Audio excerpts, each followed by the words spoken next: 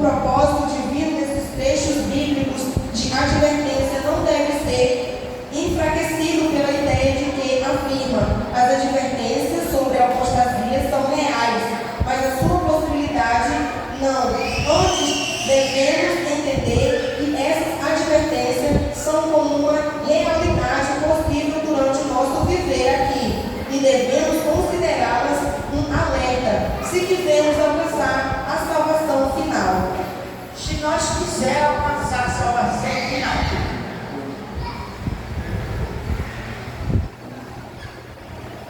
os passos que levam à apostasia são: desculpa, levanta a mão para cima para falar os passos que levam o crente à apostasia. Graças a Deus, eu nunca pisei desse lado, pro lado da apostasia. Mas eu conheço alguém que já está na apostasia. Não é ninguém para falar, não. Mas eu conheço alguém que está na apostasia e pensa que serve a Deus. Vamos lá. o crente, por sua falta de fé, deixa de levar plenamente a sério as verdades, exortações e advertências, promessas e ensinos da palavra de Deus.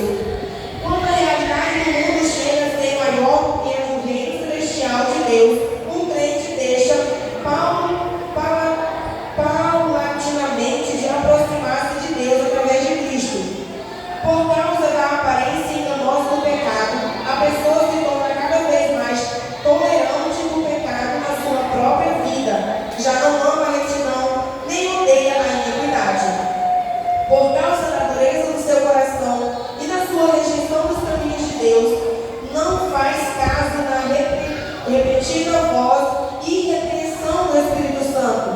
O Espírito Santo se entristece, seu fogo se extingue e seu plano é sufocado.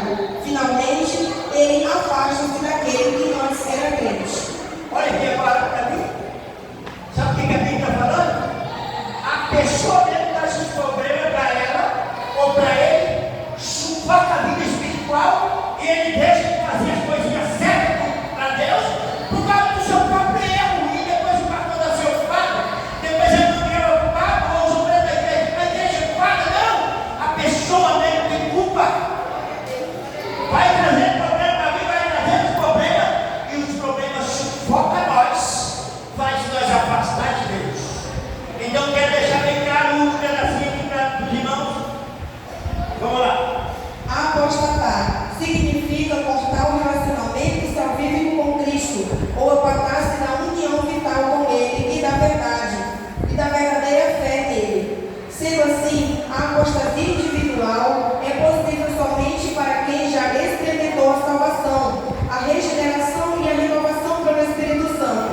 Não é simples negação das doutrinas do Novo Testamento pelos inconversos dentro da igreja visível. A apostasia pode envolver dois aspectos divinos, embora relacionados entre si. A apostasia teológica, isto é, a rejeição de todos os ensinos originais de Cristo e dos apóstolos ou de alguns deles.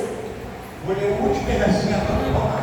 Se a apostasia continua sem efeito, o indivíduo pode, finalmente, chegar ao ponto em que não seja possível um recomeço. Isto é, a pessoa pelo passado teve uma experiência de salvação com Cristo, mas que deliberada e continuamente endurece seu coração para não entender a voz do Espírito Santo, continua a pecar intencionalmente e se recusa a arrepender-se e voltar para Deus.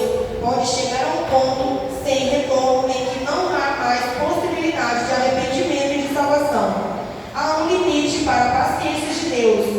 Esse ponto onde não há retorno não se pode definir de antemão. Logo, a única salvaguarda contra o perigo de apostasia extrema está na admoestação do Espírito.